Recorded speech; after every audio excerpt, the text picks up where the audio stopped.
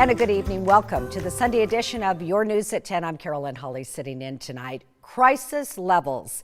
That's where the homeless situation sits in Boise right now, according to a local shelter. Interfaith Sanctuary sounded the alarm on social media this weekend. They say they need more shelter beds. Katya Stepovic is on this story for us tonight. And Katya, why has this situation gotten to this point? How can people help out? Carolyn, it's progressively been getting worse and worse. And Interfaith Sanctuary had to turn 20 people away this weekend simply because they had no more beds or space available. And while they are getting creative to temporarily provide a place to stay, they say this is not a long-term solution.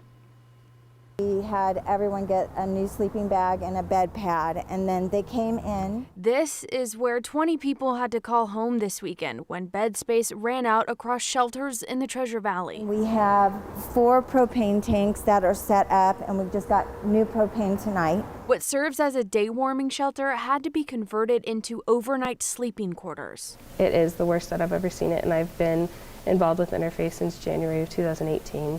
Kayana Gunther, a case manager with Interfaith, was put in the difficult position of having to turn 20 people looking for shelter away. Especially during the winter cold months. I was crying that night. I was completely overwhelmed with the thought of even 20 people outside, nowhere to go. They were coming here expecting shelter, and we simply just didn't have enough room. After the shelter called on the community to help out, they did, and 38 sleeping bags were donated. But the issue is getting worse, and this, not a long-term solution. There's a housing crisis. I think that there's a lack of control over how rents are raised.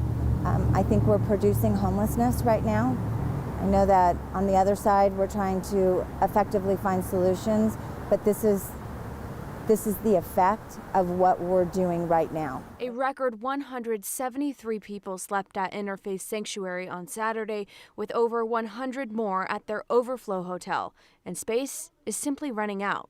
The fix? I feel like a better solution would be to have a bigger shelter and to be able to house all those people that can't go to the mission, that don't have anywhere to go except the streets. That when we come together, we can fix things pretty quickly. So let's just all stay open to every possible solution as we look towards like even greater permanent solutions. But when a crisis happens, you have to be ready and willing to respond really quickly. And that is the truth. Interfaith will continue to use the tent as overnight shelter until they can come up with their next plan. Carolyn? Talking about how they were squishing them in there, what about COVID and exposure? What are they doing about that? Great question. And when Interfaith put that call out on their social media, Central District Health actually responded and gave them an air filtration system that they have hooked up right now. So that's helping, but still an issue and concern going forward. All right, Katya, thank you for that.